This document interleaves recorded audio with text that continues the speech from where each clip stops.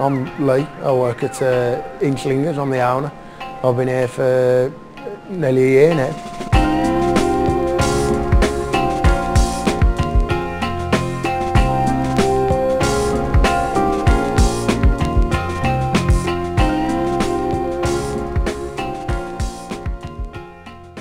Hello, sailor.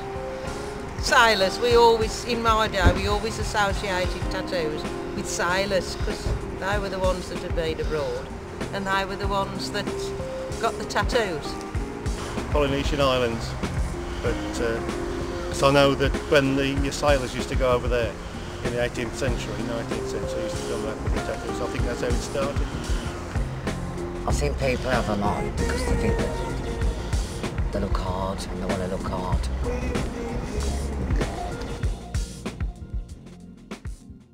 Yeah, I've always been into art, like drawing and painting different bits and pieces.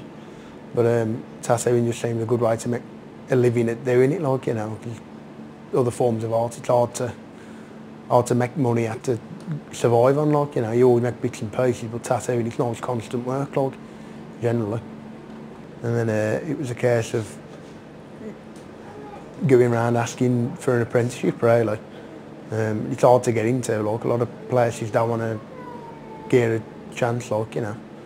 So fortunately a new shop opened down the road from where I lived and he gave me the break, like. So I started down there. That was about 10 years ago, that was, when that started. If anybody was going to get a tattoo, you also research it thoroughly first, get on the internet and have a good look around, go down your local shop and ask a few questions, like, you know, ask if everything's single use and have a look through and always think about it thoroughly before you get something done, like. Don't just jump for the first thing that you lay your eyes on, you know. Job. I have had them removed 27 years ago. They looks like burns, so they made it look like burns, so people wouldn't know I'd had the tattoos on and removed.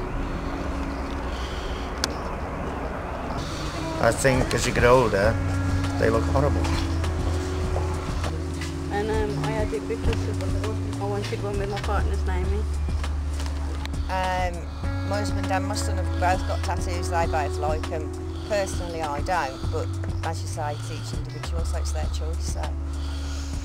So, because if you've got a tattoo, you've got it for life, haven't you? It scars you for life, there's nothing you can do about it.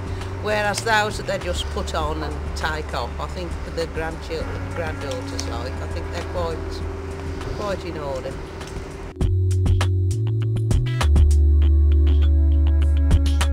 I'd say the most popular thing is probably tribal, like the solid black stuff, like.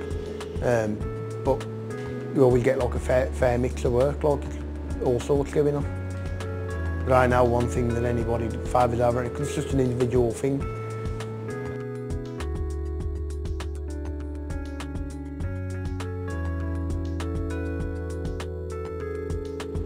And pretty complicated, like you could go waffle on about the technology behind them for ages, even though they look pretty basic and brutal, but it's more to them than meets the eye, like. And this one, it's my shader, like, it'll put like a grey effect in the skin, like if you, with black, or if you put water in the black, you can get some nice shades with it.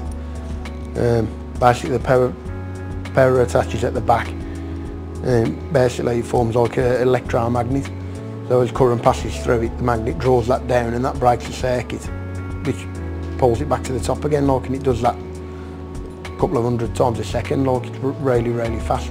You know, you can't barely see it moving, and that's what makes the noise. It's that contact being broke there and it's in the top spring again, like. You can adjust the settings by just turn that screw. You can get a machine to do different things depending on how hard or soft you want it to get different effects in the skin, like. But they'll work off the same principle.